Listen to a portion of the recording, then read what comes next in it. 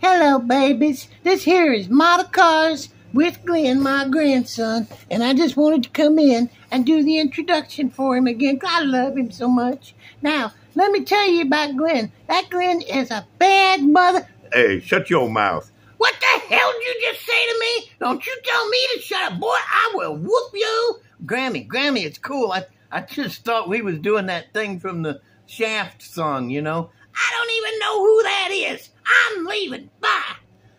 Catch you later, Grammy. We'll talk later. It'll be cool. She is that's my Grammy. Let me give a shout out to the Plastic Buzzard Model Shop. And my buddy Thomas Willis, he come up with this great idea of me putting these up here and numbering them. That way y'all can just email me, Gmail me, whatever, and the email, it will be in the description right under the title of this video. So you just email me, tell me which picture you want, and I will get it right to you. That's picture number 1. This is picture number 2, and remember the numbers because that's important. This is picture number 3, picture number 4,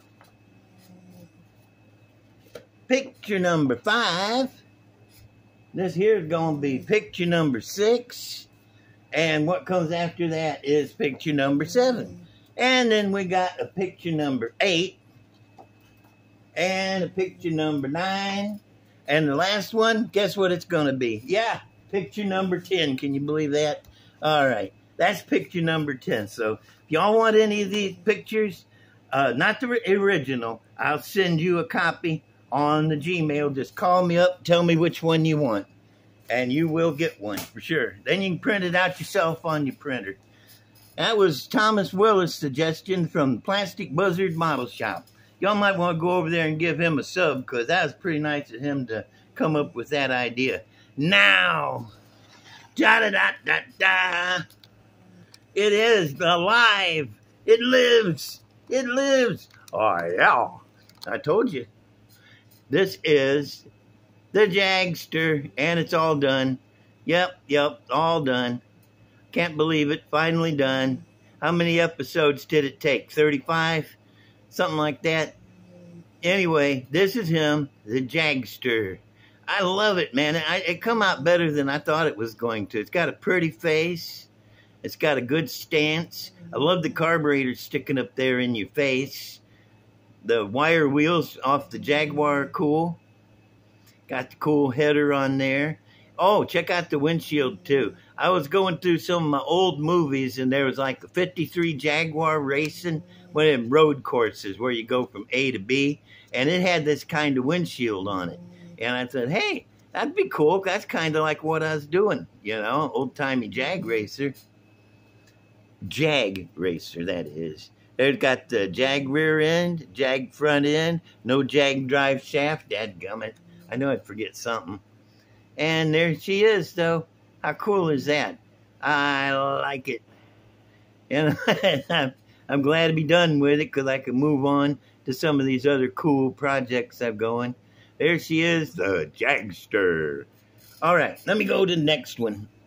Leaning it makes me grunt. Check this out. Got the roof on the Lark. It's all larked up. Got it on there. In the right place. Drop down. Smooth and even. Yep. Gonna be cool. And with the... Because these guys, there's just a thin strip. You see that at the top of the door there. And that's going to make the interior from the 50... This is... 57 Chevy flip-nose gasser, and the interior lines up wait a minute. Oh, I'm getting them confused. No, this is that new 64 or 65 Nova gasser that's going under this. And I done checked, in the rear interior fits it like a glove, and the chassis fits really good. I got to cut the front end off of it, make it a flip nose. Man, I get a little confused because I'm working on like 25 models at a time, it feels like. But this is my cool Lark. I love this thing, man. Look at that front end. That is so cool. Okay, Lark. Next is This guy, I have to move the paper for this guy because he's white. And I think I set my camera down just a scooch so you can see the stance on this bad boy. There it is. Yep. Dadgummit. Okay, I'm going now. That's how, see, I got it sitting down in the front. I got this wedge took out of it here. It's going to sit down all the way like that. This is the body that I cut the roof off of for the Lark. And I'm still going to cut the wheel wells out like that, the whole wheel well, and then apply it to the front of this. Because see how short the wheel well is? I want it to, wheel opening, I want it to come all the way almost up to about this close to the top of the fender. And as it is, to get the wheels under it and to get it to sit this low, I'm going to have to make a hump in the top of the fender there. That'll be cool. Look neat. Be all right. It's cool. And that's this guy. I done a little to him. Got him cut down. Got it figured out what I'm going to do with the wheel wells. Next. What's next? Oh, Corvair. I done a little bit to it. I've been figuring on how I was going to make the... This is the front axle and springs from the 57 Chevy flip nose. It sucks. The springs are excellent. Those are good springs, but they had no detail on the end of them. So I trimmed the little mounting pegs off the bottom of them and glued these two pieces of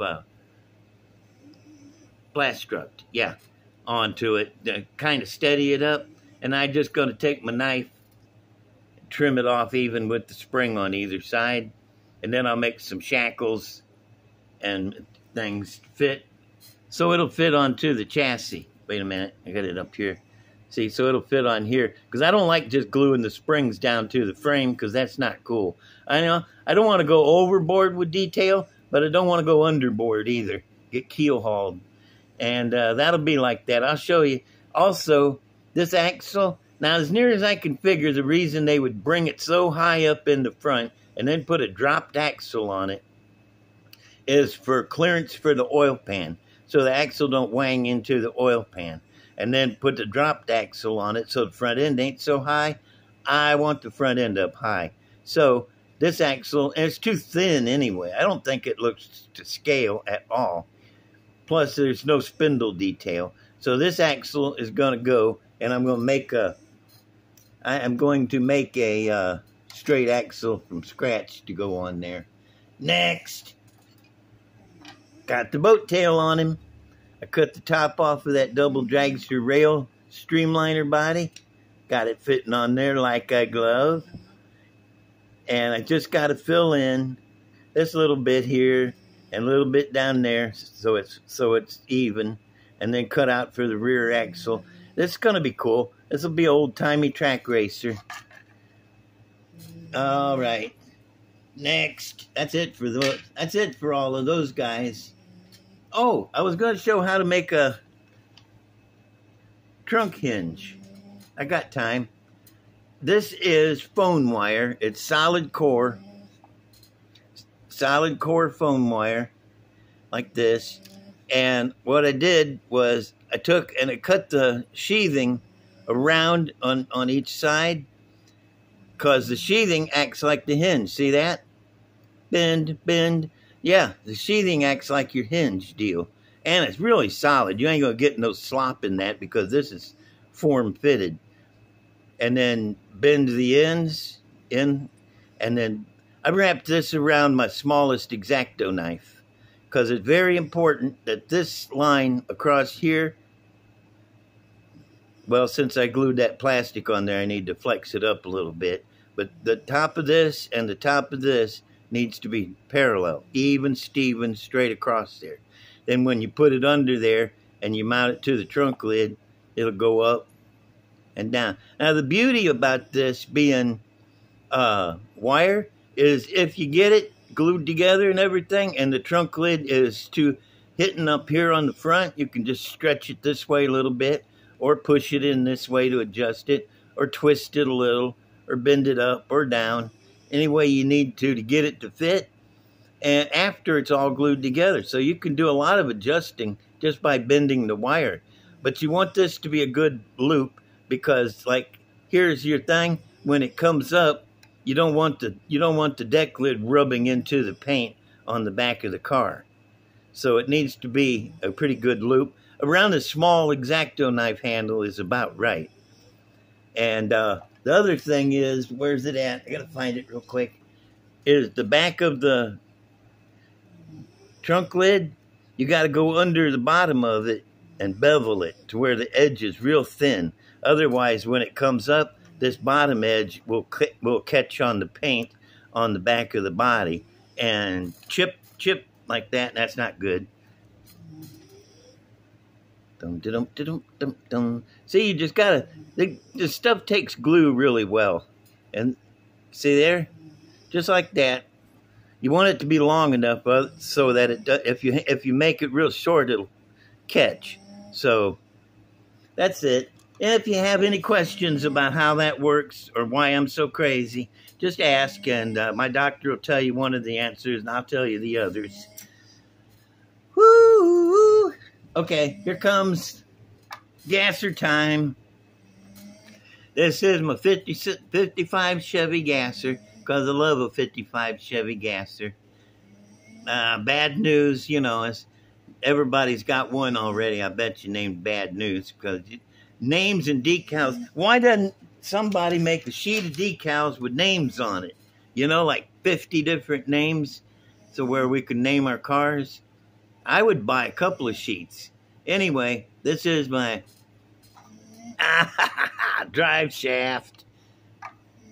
You thought there wasn't going to be one under there, but I knew there was. How badass is this, man? It's got, if you can, oh, flashlight. All right, it's got the fuel lines running up to that one little carburetor up there. 409, my 409, and the little blower. Naturally, one of my belts. I like this motor, man. It's classic. It looks like something from the early 60s, maybe mid-60s. Yo, super cool, super cool. Bad news. Got him sitting in the back seat, too. The seat is all the way back here. But I don't know if you can see in there or not, but the steering wheel is stretched all the way back. Because I got the motor moved back as far as I could get it. No hood. Who needs a damn hood? It starts to rain and get out there and throw a tarp over it. All right. After that, though, Pro Street time. Let me get this little piece of wire out of here. Pro Street time. This is that, I think it's a 66 or 65 Chevelle station wagon with the more doors. 4-door, more door. I didn't like it being such a long 4-door, so I cut big section out of it. Took the doors out of it, actually. Got her sitting down in the front. Got her tubbed out with some big old tires under the back. This is a 66 Nova Pro Street chassis. And the front suspension is off of 41 Willys gasser. Not gasser, street rod, thank you very much. How about that, though? You got a good stance on it, sitting there all mean and stuff. The scoop, I cut this part of the scoop out of a 68 Corvette hood and then put this snorkel up on top of it. The motor is right here. In case of accident, it comes flying out the front. It's a nice motor, but I hadn't gotten around to putting any details on it or anything, but I will. Once again, I was completely out of detail wire. This stuff's hard to come by when I built this. So, you know, like I've always said, make it exist. And then after it does, if you love it enough, go back and make it cool. Okay, this is my, what is it, a 66 Chevelle wagon. Yeah. With the 2 doors instead of 4 doors. Almost a Nomad. You can call it a Nomad or a Go-Mad. Ha! Go-Mad. That's funny. And, man, I got to watch out for Grandma. She is sneaking around here somewhere, and I see her. She's got a switch. And I think that she's going to be mad at me for telling her to shut up. I honestly thought we was doing that thing from Shaft, you know. Anyway, this is this. Give me a like. a subscribe, and a comment. And I got to go. So, because I think she found me. So I'm out of here. Bye.